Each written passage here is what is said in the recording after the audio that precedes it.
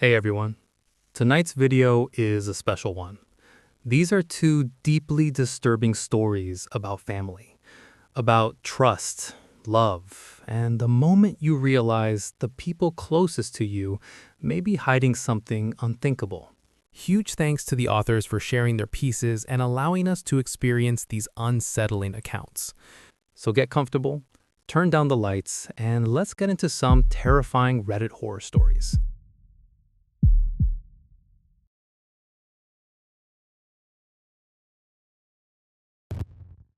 You see, I'm quite ill.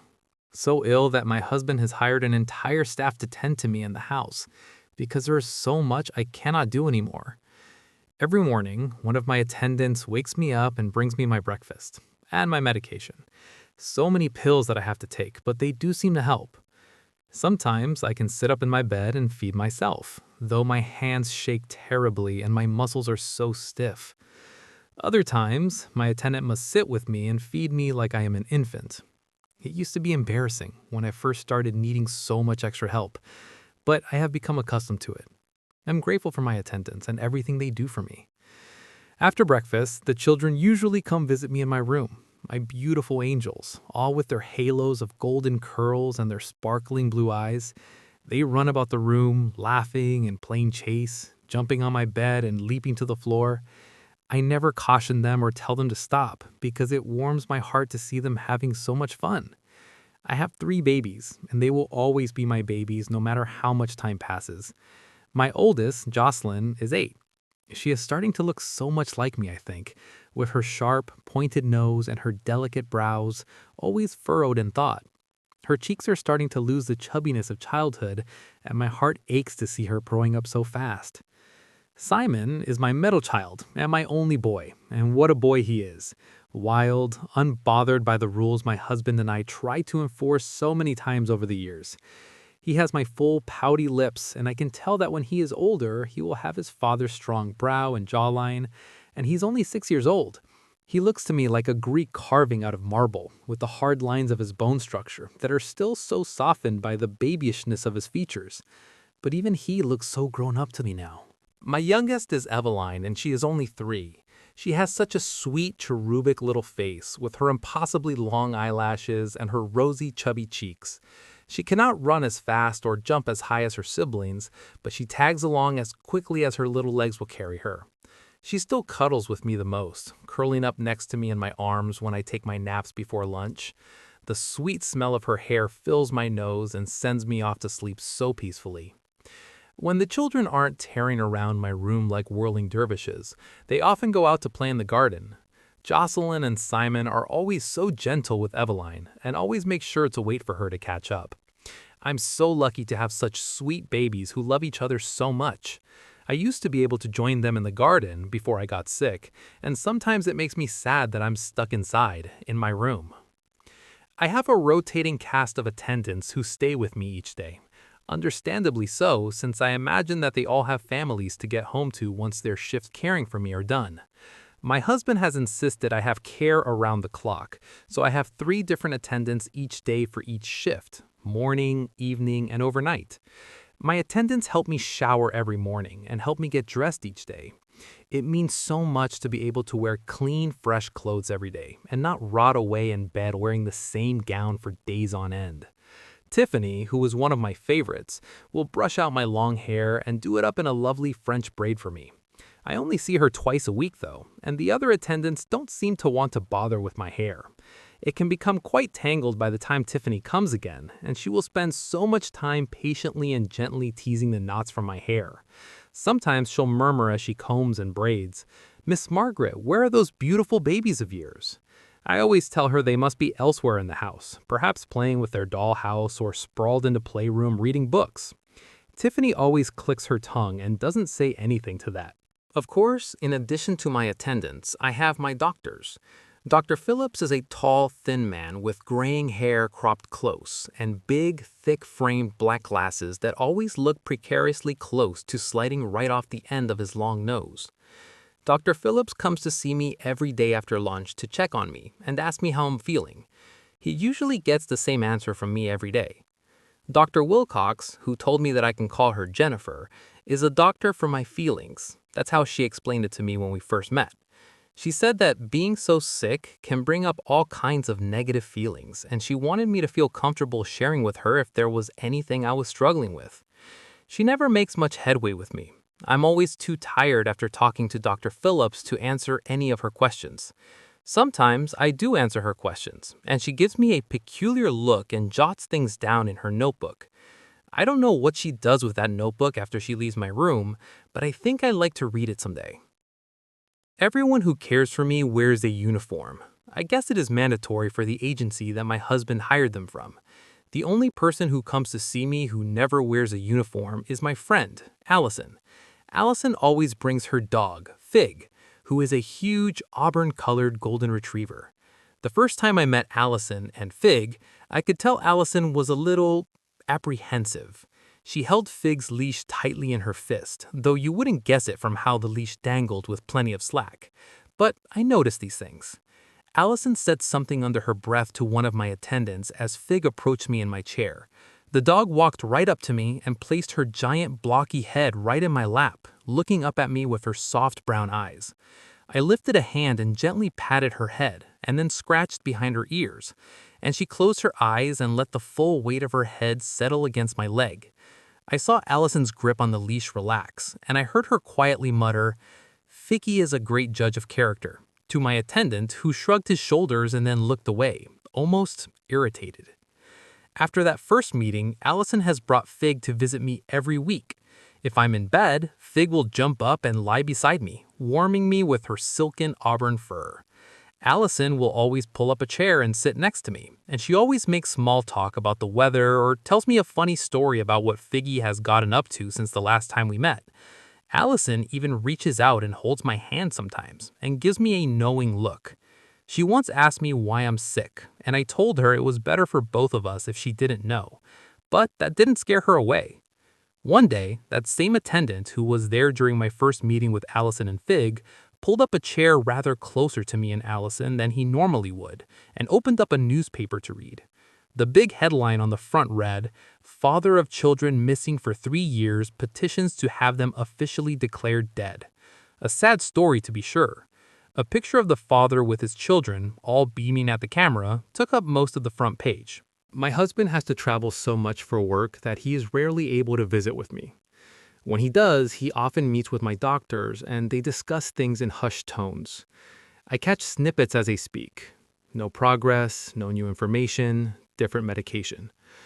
My husband has control over my treatment because my illness often makes me too tired and disoriented to be able to consent to any changes.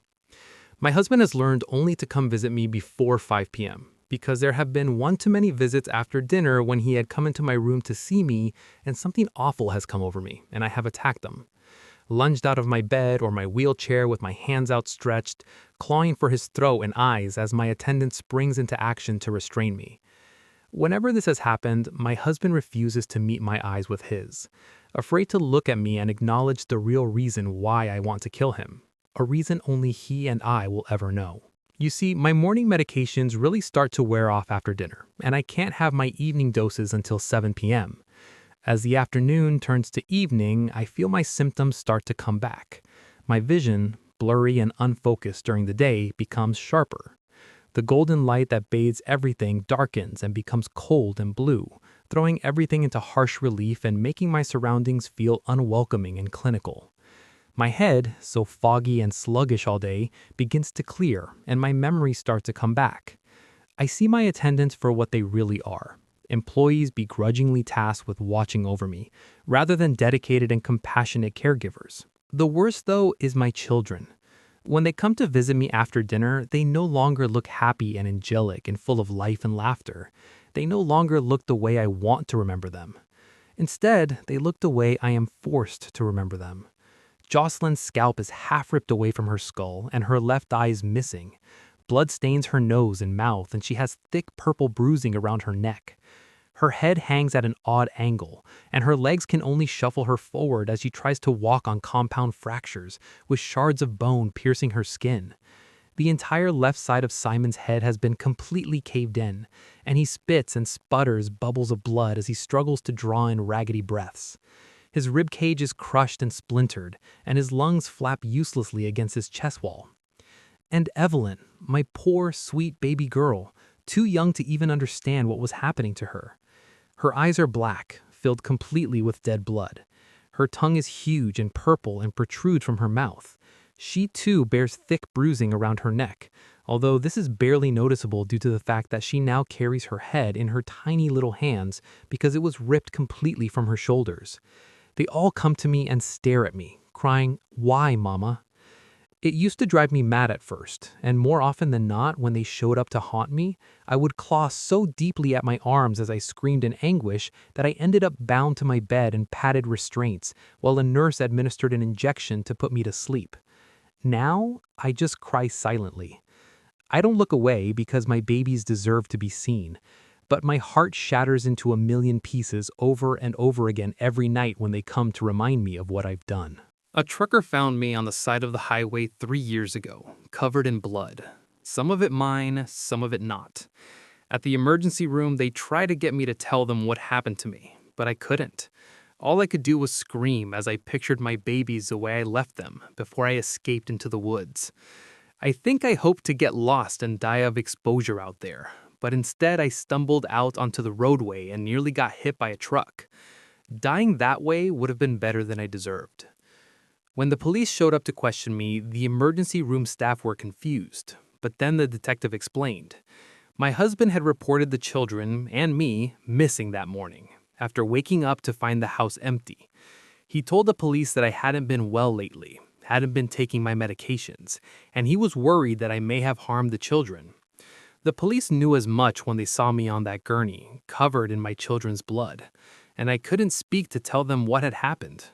They finally sedated me to get me to stop screaming, and when I woke up, I was handcuffed to the bed rail, and a cop sat in the corner of my room, staring me down. They took me to court, but I was found to be incompetent to stand trial. The state psychologist who examined me determined that I had entered a catatonic state, and that in my stupor, I was incapable of understanding the charges being brought against me. And that's how I ended up here, at Willow Grove, the highest security forensic psychiatric hospital in the state, imprisoned amongst others deemed incompetent to stand trial, like me, or those who were found not criminally responsible, which is the technical term for not guilty by reason of insanity. And here I've stayed for the past 3 years, under a constant fog of antipsychotics and benzodiazepines, unable to tell anyone what really happened the night that I was found, unable to tell anyone the real reason I have attacked my husband so many times, the reason that only he and I will ever know. Because it wasn't me who hurt my precious babies that night in the woods.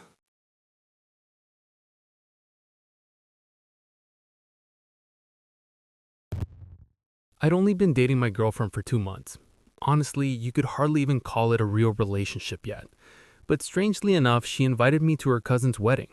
I felt a little nervous about it, though deep down I was glad she was taking things seriously enough not to shy away from introducing me to her family. I was worried about what they might think of me. Amelia was a jackpot. Not only incredibly beautiful and charming, but also devoted and always cheerful. Like something a person would dream up for themselves. That's all she felt to me. I honestly couldn't understand what she saw in me. I never thought of myself as anything special, but it wasn't a dream. We were sitting in my car pulling into the courtyard of Amelia's family farm. Supposedly, her family was insanely wealthy, or so I gathered, because their estate was so large that we'd been driving off the main road for almost an hour since leaving the little town where she'd said the land was already her father's property. I'm pretty sure they owned several hectares. "Are you nervous?" Amelia asked sweetly, snapping me out of my thoughts as she touched my shoulder. I just gave her a nervous smile. Of course I was nervous, but I didn't want to say it out loud. Her father was probably some filthy rich landowner or something, who knows? One thing was for sure, this wedding wasn't going to be simple. The whole place felt strange. Amelia left me in one of the rooms in the house for almost the entire afternoon. Supposedly it was all a family thing, and she asked me to just rest. I'd driven a long way and we'd be celebrating later that night anyway. The ceremony itself was beautiful. They held it on the farm, inside a church that, according to Amelia, her great-grandfather had built on the estate long ago. but the whole thing felt oddly lifeless, as if everyone there had already been through it before. That's how they acted. Emilia was a bridesmaid, so I was left alone for almost the entire event. Honestly, I didn't even understand why I was there. Just a guy in the early stages of dating a girl, sitting at her cousin's wedding. I was completely out of place, like someone who'd ended up there by accident. Finally, when the ceremony was over, Emilia came back to me. "I'm sorry, Frank," she said, giving me a quick kiss. "I know I'm leaving you alone a lot, but my parents are really old-fashioned." "It's fine, Em," I waved it off. "We'll dance at the party." She kissed me again before hurrying off to the family photo shoot. I watched her relatives from a distance. They all seemed so theatrical. Maybe it was just my nerves, but it was like they'd done this exact photo shoot countless times before. Then someone called out that we could head to the dinner tent. Not far from the big house stood a massive white marquee. That's where the dinner, the party, and the drinking would last until morning, celebrating the wedding. Em didn't come with me there either. She was still caught up in family photos. I walked over with a few guests and distant relatives, only to be hit with another surprise. I'd been placed at a strange table. According to the seating chart, I was at a large round table with a completely random assortment of people.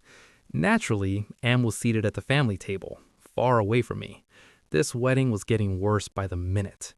I figured everyone had been waiting for dinner because the tent filled up fast. At least at my table, every seat was already taken. It was like no one there actually knew each other. At the other tables, people were chatting, laughing, telling stories. You could tell they'd known each other for years. But at ours, it felt like sitting on a bus with a bunch of random strangers. Awkward smiles, the occasional attempt at small talk, but the whole thing stayed uncomfortable and distant. "I'm Carter," said the man to my right suddenly, holding out his hand. He looked a little drunk, but not to an obnoxious degree. "I'm Frank," I replied, shaking his hand. "Who are you here with?" Carter asked before taking a big swig from the beer in his hand. "My girlfriend's one of the bridesmaids. She's also the bride's cousin. What about you?" "Oh, I'm just a groom's mailman," Carter said with a straight face. I laughed.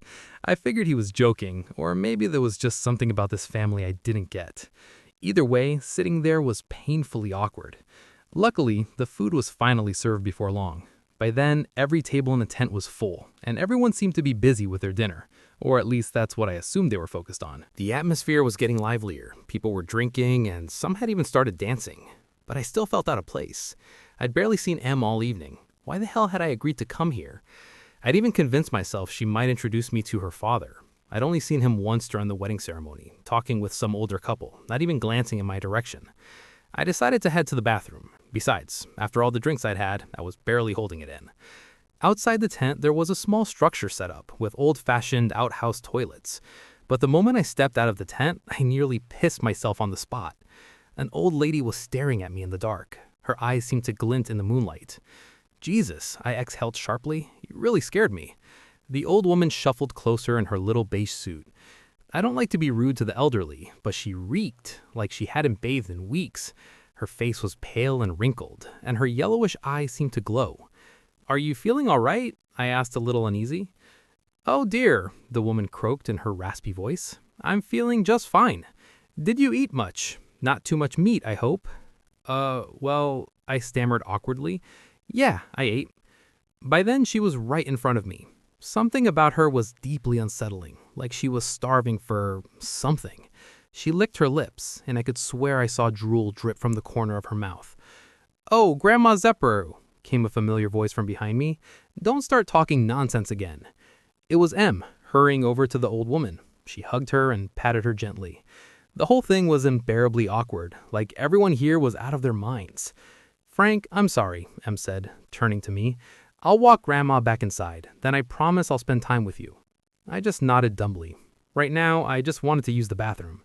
And honestly, I was starting to get fed up with Em's bizarre wedding, and yeah, I was feeling a little hurt.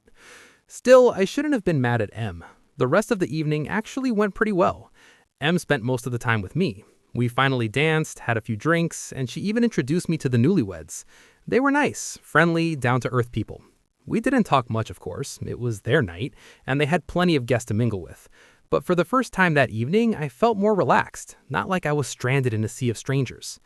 Sure, Em would occasionally stop to chat with someone, but it was always about ordinary stuff. how they were doing, how they liked the party, whether they were ready for the rest of the night, things like that. But M was clearly looking forward to something. She spoke to me with almost childlike excitement about the raffle, where they draw a guest's name and that person would win something. Anyone could be picked. She even got me a little hyped for it, even though we had no idea what the prize would be. Finally, at midnight, it was time for the raffle. M told me it was a family tradition. They'd done it at every wedding since she was a kid. I didn't think much of it until I suddenly heard my name called out loud. I jumped up, startled. Everyone clapped and smiled. At least most of them were cheering. I was the winner. Great. The most random guy here just won the family raffle. That ought to make me popular. So, M, what's my prize? I whispered to her, standing to my right. M just looked at me, maybe a little disappointed, but still smiling proudly. She didn't say a word, just stared at me with those big brown eyes. Come with me, said the bride, stepping up in front of me. I hadn't even noticed when she came over. It caught me off guard, and the fact that she reached out her hand for me to take was even more unsettling. What did they want from me? Why couldn't someone else have won this stupid thing? M, I don't know what I'm supposed to do. What is this? I turned to her for help, but she just kept smiling at me, still looking a little downcast. Go with her, Frank, M said softly. Please. If you do this, you'll win the whole family over. Please, it's tradition for us. Her pleading softened me a little, but I was still uncomfortable. Everyone was staring at me with these knowing grins. Why were they looking at me like that? What was I supposed to do? The bride took my hand and led me away. I didn't resist. I just hoped this dumb little game would be over soon so we could go back and pretend I was just some random guy at this wedding again. Carol, right? I asked the bride as we slipped out of the tent through a back exit. Where are we going? Just shut up and come, Carol said softly. I felt awkward and uncomfortable. Carol was a young woman with short blonde hair and my girlfriend's cousin. What the hell does she want from me out here in the dark in the middle of a field? She led me toward a small wooden shed, and when we reached it, she ushered me inside. A single dim lamp burned in the cramped wooden space. It felt like I was a teenager again, hiding somewhere, nervously waiting for a first kiss. The whole thing was awkward as hell. Carol, please, I don't know what this is about, but I'd rather just go back. She just stared at me coldly. All the warmth in her face was gone, replaced by a look of sheer contempt. Then, in one sudden motion, she shoved me hard against the wall. I glared back at her, now angry myself. Carol, I really don't know what the hell this is, but please, stop. She stood with her back to the shed door, glaring at me. Then, with a sudden move, she slid the straps of her pretty pink dress off her shoulders. I froze in shock. What the hell was this? Some medieval bullshit? My prize for the tombola was supposed to be a wedding night with the bride? But that's not what happened. Carol's shoulders popped out of joint at the same time, her arms stretching unnaturally long, her nails growing into massive claws. As I looked at her face, her once pretty features sagged into wrinkled folds of loose flesh. Drool poured from her mouth, and her sharp, tiny teeth glinted yellow in the lamplight. I didn't even have time to process it. Carol's long clawed hand slashed at me hard. My jacket and shirt tore open instantly, and a burning pain shot through my chest. Blood seeped through the shredded fabric. I collapsed to the floor from the pain, and she pounced again, driving her claws deep into my thigh. I screamed in agony. But luck was on my side. If I hadn't reached just a little farther across the floor, I'd probably be dead now. A pickaxe head stuck out from behind the small crate. That was all I needed. My survival instinct kicked in. I grabbed the pickaxe and swung it hard, burying it in Carol's side. Carol, or the thing she had become, let out a piercing shriek, her yellowish eyes blazing with rage. I didn't hesitate. I yanked the pickaxe free and brought it down again with all my strength. One of her arms came off almost on its own, spraying foul-smelling blood everywhere. But I didn't stop. I swung again, splitting her skull open. I kept hitting over and over until she collapsed to the floor and the stench of her black, reeking blood filled the room. I wrapped my jacket around my injured thigh. It was bleeding badly, so I had to do something. My thoughts were racing. How could I have been so stupid? How could I ever believe a woman like M would want me? And hell, we met on the damn subway. What was I thinking? Love at first sight? But what pissed me off the most was this whole f***ed up game. I hadn't won the tombola at all. I was the prize. Monsters. I wasn't going to die here. Darling, I hope you left some for me. The real party's about to start inside. I kicked open the little wooden door and swung the pickaxe down. It was Carol's husband, Tim. My attack caught him completely off guard. He didn't even have time to react. One clean strike right in the middle of his forehead. Tim collapsed, and I started hacking at him again with the pickaxe. Then I heard the screams. They were coming from the tent. Shouts, wails, death cries. And then I understood everything. Some of the guests had been invited here for one reason only, so these things could eat them alive. A woman came running out of the tent, 3 grotesque creatures, just like Carol, chasing right behind her. They caught up in seconds, knocking her to the ground with their long arms, and started tearing her apart exactly as she was. I was getting the hell out. My way out was my car. It was parked in front of the house, and the keys were in my room. I was not dying here. Luckily, the house was in the opposite direction from the tent, so I just limped toward the old manor. The creatures were still slaughtering the guests. Hellish sounds echoed from the tent, but I didn't give a damn. There was no one left for me to worry about. Em was one of those twisted freaks too, and I'd even slept with her. The thought that I'd been deceived for months made my blood boil. I smashed the front door open with the pickaxe. Thankfully, our room was on the ground floor, so I didn't have to limp far to find it and grab the car keys. There's a God. Never would have thought it would be this easy to get out of this hellhole. But when I stepped back into the hallway, there she was, the old hag I'd seen earlier, still drooling as she stared at me.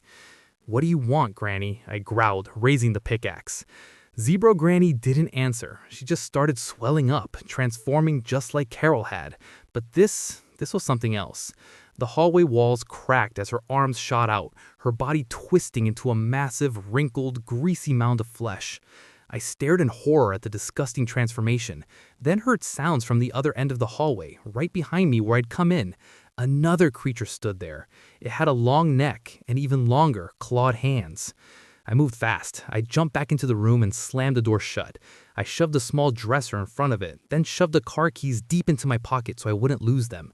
I had just opened the window to climb out when a huge impact, or maybe an explosion, blasted me clear out of the room. I sat up in the garden, gasping for air. The wall of the house was gone, replaced by a massive, pulsating tentacle. Dust choked me as I coughed. 2 creatures were forcing their way out from the rubble of the collapsed section.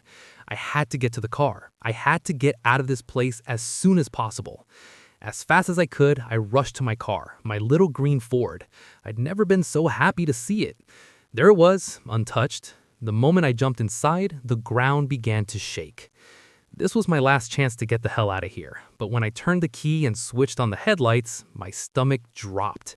Em was standing just a short distance away from my car.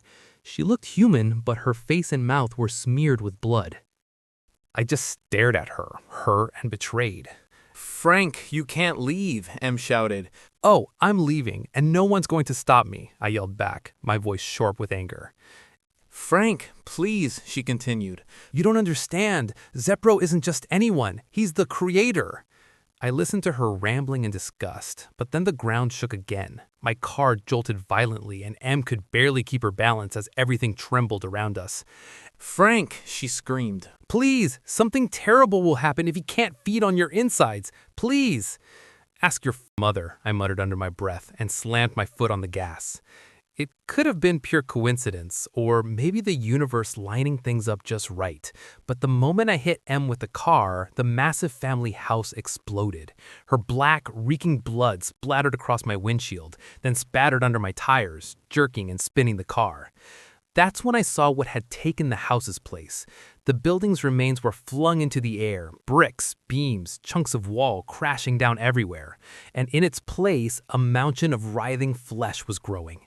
Tentacles whipped in every direction, dozens of yellow eyes glaring at the world, and at its peak, an enormous gaping mouth yawned wide. I think I just unleashed something ancient, but I sure as hell wasn't going to sacrifice myself to save this pack of degenerate monsters. I floored it and drove away as fast as I possibly could. Thanks for listening. If these stories stayed with you, you already understand why this was a special. Let me know in the comments which one affected you more. And as always, stay safe.